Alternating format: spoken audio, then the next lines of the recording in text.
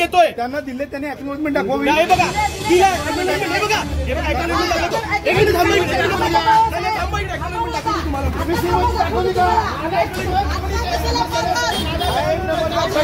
हाथ मत लगाना, हाथ मत लगाना, हाथ मत लगाओ. इकडे फर्स्ट इकडे आला होता चोर धंदे करायला. यांनी दाखवली का सीओची? त्यांच्याकडे काही नसतं तर कशी तोडायला आले?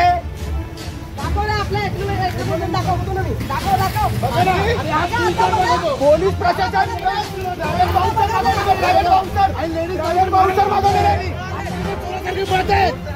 पुलिस डिपार्टमेंट को जवाब पूछो, इनकी किसके कहने पे आई है? प्राइवेट बाउंसर भी मांगे थे. एक्नॉलेजमेंट क्या हो, एक्नॉलेजमेंट क्या फोटो क्या देता. प्राइवेट बाउंसर होते हैं. प्राइवेट बाउंसर ने बोला है कि हमको महानगर पालिका ने इधर बुलाया है. प्राइवेट बाउंसर है इधर, लेडीज प्राइवेट बाउंसर रखे थे. महापालिका ने हमको इधर प्राइवेट बाउंसर भी बुलाया. मतलब पुलिस प्रशासन ने आम्ही वाडवळ समाजाचे हा शेतकरी आणि आम्हाला मारण्यासाठी यांनी इकडे बाउन्सर मागवले. हे घ्या. नहीं, पुलिस डिपार्टमेंट है ना. हे घ्या. नहीं, पुलिस डिपार्टमेंट है. यांचं हे घ्या. बाउंसर बोल रहे हैं आप, पुलिस डिपार्टमेंट है.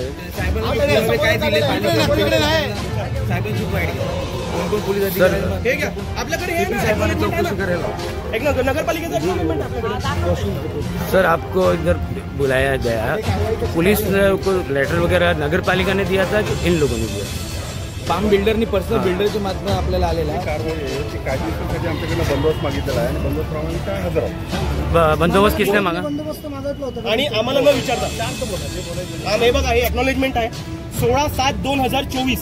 याच्यामध्ये माझी स्ट्रक्चरल ऑडिट रिपोर्ट, घराचा असेसमेंट उतारा, घराचे लेटेस्टचे लाईट बिल आणि घराचे आमचे 1987 पासूनचे टॅक्स पजेशन आम्ही सगळं दाखल केलेलं आहे नगरपालिकेमध्ये. नगरपालिकेने यांच्याकडनं कोणत्या रीतीने परमिशन घेतलंय फक्त यांना विचारावं.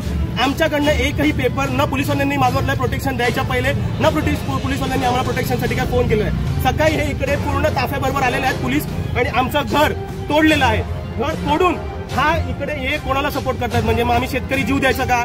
वाडवळ समाजाच्या शेतकरी ओबीसी जातीचे आम्ही काय करणार? आमचं वडिलोपार्जित घर आहे आणि तुम्ही एका साईडचं ऐकून तुम्ही आमचं घर तोडायला आणि त्यांना प्रोटेक्शन दिलेलं आहे. म्हणजे आता आम्ही जायचं कुठे? पोलीस आणि महान अधिकारी यांच्या असताना मागून त्यांची परमिशन नसताना अनलिगली माझं घर घरात कोणीही नसताना कशी काय कारवाई होऊ शकते? कसं भेटलं? सगळं सामान बाहेर काढलेलं आमचं घर. पोलीस प्रशासनाच्या समोर ही कारवाई झाली, महापालिकेच्या समोर कारवाई झाली आणि आता हात उचलले की ती मागे गाडी आली, कुणी आहे ते माहित नाही. आमचं घर पडलंय. हा, ते माहिती नाही. पावसाचा विषय आहे, घरी लेडीज राहतात, चुकून त्यांना शॉक लागला आणि त्याची जर जीवहानी झाली याचा पूर्णच्या पूर्ण महानगरपालिका, पोलीस प्रशासन आणि पामच्या जागेवर जाणार. आणि आमच्या बायका आहेत. मी बुलडोझरला थांबवायला गेली, तो ड्रायव्हर दगड घेऊन बसलेला मध्ये आणि तो फेकून मला मारत होता. आम्ही थांबायला गेले तेव्हा आणि 150 बाउन्सर आम्ही त्यांना जेव्हा विचारलं तुम्हाला नगरपालिकेने सांगितलंय तर त्यांनी सांगितलं की नाही, आम्हाला नगरपालिकेने नाही, आम्हाला नगरपालिकेने पाठवलेलं आहे. आणि नंतर यांचे साहेब बोलले नाही, आम्ही त्यांना नाही पाठवलं. हे पण व्हिडिओ आहे आमच्याकडे. आम्हाला सेफ्टी नाही दिली आहे. पोलिसांना पण आम्ही सांगितलंय की आम्हाला असं ते मागून घर तोडला, तुम्ही इकडे उभी आहे तरी पण तोडला. ते बोलतात आम्हाला की तुम्ही बघा, तुमचं प्रायव्हेट पर्सनल आहे ना तर ते तुम्ही बघा. पोलिसवाल्यांनी त्याचा जेसीबी जप्त केलेला आहे आणि पोलिसवाले आता 6 युक्त केलेले आहेत. त्याच्यानंतर ते पण निघणार. त्याचा जेसीबी आणि त्यांनी माझं घर इलिगल तोडले. त्यांनी अजून पोलिसांनी घरी नसताना घर तोडलंय. आणि हा सगळा प्लॅन कसा आखलेला आहे? काल काका प्रोग्रामला असताना काकाने कालच न्यूज मध्ये सांगितलं आहे की माझी आता 7ची फ्लाईट आहे, मी दिल्लीला चाललेला.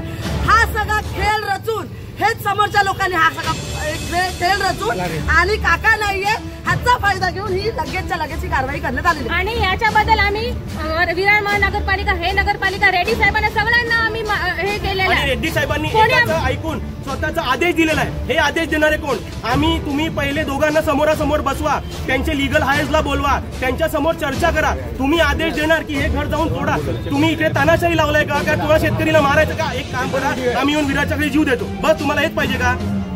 आणि आगरी सेना हे सहन करून घेणार नाही. आगरी सेना या शेतकऱ्यांबरोबर उभी राहणार आणि वाडवळ समाजाबरोबर उभी राहणार, हरदम ठामपणे उभी राहणार.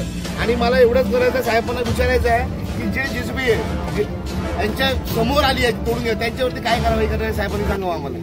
त्यांना माहितीच नाही कोणी तोडलं काय. कोणाची नाही पण जेसीबी उभे आहे ना, तुम्ही घ्या ना. हा प्रायव्हेट हेमंत म्हात्रे पामच्या अंडरचा जेसीबी आहे, तुम्ही तोंडात जेसीबी घ्या. आणि मी स्वतः हेमंत म्हात्रेला पण बघितलं, तो तिकडे गाईड करत होता लांबून आणि आम्ही जवळ गेले तेव्हा तो पुढे- शेतकरी बरोबर का नाही म्हणजे एवढे त्या बायकावरती तो त्यांनी दगड हा फेकला. दगड घेऊन बसलेला तो ड्रायव्हर, विचार करा. मी असं खाली बसली, मला वाचवायला. प्रशासन तिकडे उभी आहेत, नगरपालिका उभी आहे, तरी पण ते दादागिरी करून ते बिनधास्त करतात. म्हणजे विचार करा किती हे लोक आहेत ते. आणि पोलीस काहीच बोलत नाही याच्यामध्ये.